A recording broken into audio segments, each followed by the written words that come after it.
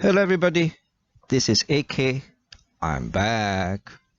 So recently I was out having dinner with family and it's a celebration of something anyway. What I want to say is I overheard a conversation. It's table next to us, diagonally across from us or something. And I think it was also a family gathering, and the two guys were talking about investing in local banks or not investing in local banks, and I think they might have been brothers, but the one who was older, who looked older, said to the other one, interest rates are dropping lah. You still investing in the banks now, you stupid or what?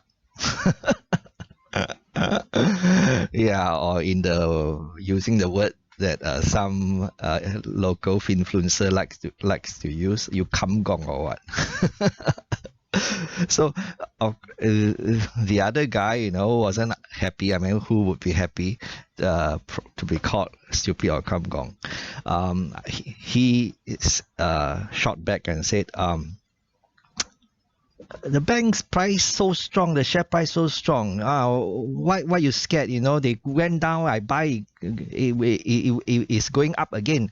It's gone up again. I already made money. So they were both having this very heated exchange, and it's quite loud. I mean, I was just at the next table. I could hear. And in my mind, I was thinking, both also slightly stupid lah. I was smiling to myself, right? The first guy who said the interest rates are falling, you're still buying the banks now, you come gong or what, that one probably because he thinks that the banks make all their money from higher interest that they charge customers, and interest rates come down. It means that the banks are not going to make as much money as before, right? Well, he's half right. He's half right. I've said before, and I've shared articles as well in my YouTube channel before about how DBS, for example, derives a large part of their income from non-interest sources, right? So it's wealth management and fees that they charge.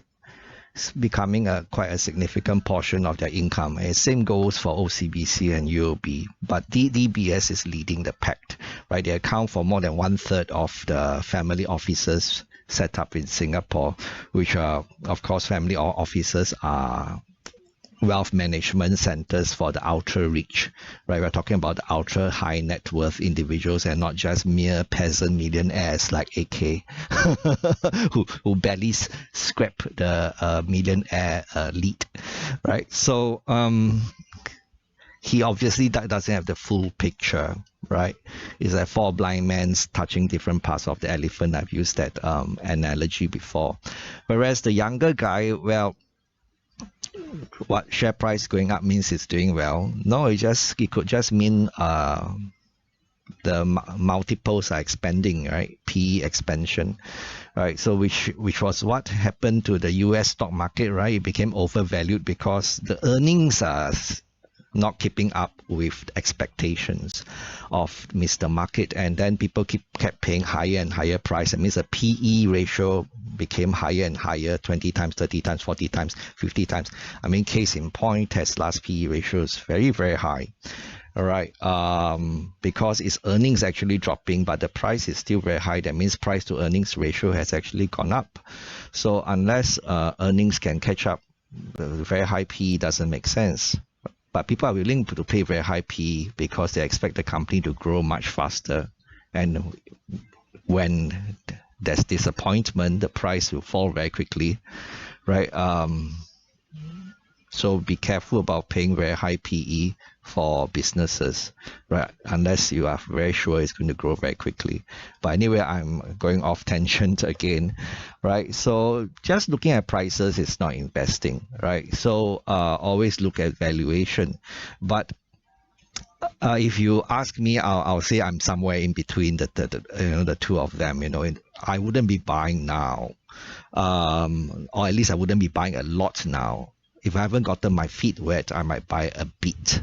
That if the price falls, I'll buy more. For example, DBS, I say in immediate support at $35, and that $35 immediate support broke some time ago, but it recaptured it. And I said I think OCBC is at $14 and UOB at $30, right? So you can always buy some now, and then later on, if it price falls to immediate support, you can buy some more again. But of course, don't throw in everything, including the kitchen sink, because if those supports were to break, then prices could go down much further, right? So just a brief recap, you compare like OCBC, DBS, and UOB. You're paying price to book. UOB and OCBC are about 1.2 times, and DBS is about 1.6, 1.7 times, right? So in terms of price to book, OCBC and UOB seem more attractive. But if you look at return on equity, right, DBS return on equity is like 17%. OCBC UOB return on equity is like 12 to 13%, right? The ROE. So because DBS ROE is 17% is much higher, is telling the market that I can generate a lot more returns, higher returns for shareholders. So I deserve to be paid more. I deserve to be paid more. That's what DBS is saying, because the ROE is much higher, right? I can generate more returns faster for shareholders compared to OCBC and UOB. That's why I said before, DBS deserves to trade at a premium to valuation. Okay, just to put things in perspective, JP Morgan, USA's probably most successful bank, their ROE is something like 15 to 16%. Even losers out to DBS 17%. That's how strong DBS is. That's how strong DBS actually is. So it's no wonder that DBS is like one of the top 10 banks in the world in terms of ROE today, right? And you talk about price to book. JP Morgan's price to book is even richer than DBS, if I remember correctly. I think it's about 1.8 times. DBS is 1.6, 1.7 times. So on a relative basis, right, DBS is still inexpensive today, right? But like I say, don't throw caution to the wind. Okay, so if AK can talk to himself, so can you. Bye-bye.